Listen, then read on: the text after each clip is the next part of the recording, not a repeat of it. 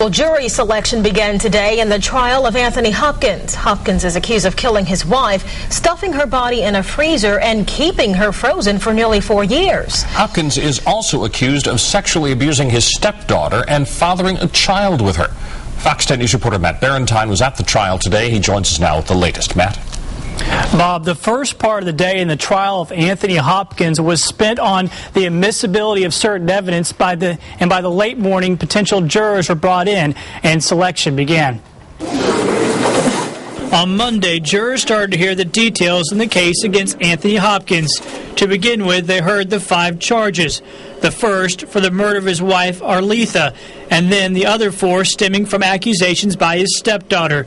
They include second-degree sodomy, second-degree rape, second-degree sexual abuse, and incest.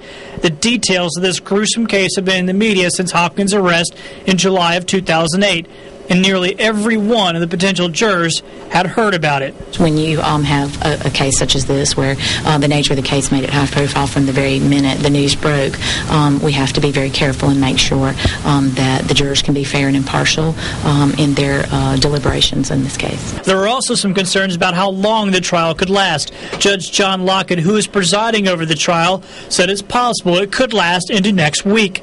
Any jurors selected would have to be prepared to see it through. We are hopeful that this case will be concluded at the end of the week, but it's very important that we make sure if it goes into the next week that we have jurors who are able to sit and listen to all the evidence and give it the due time and attention that it needs. When the 50 potential jurors were asked if they had heard or seen the media coverage of the Hopkins case, I count only 4 who did not raise their hands. Coming up at Fox 10 News at 5:30, we'll go over some of the sensitive topics that this trial will cover.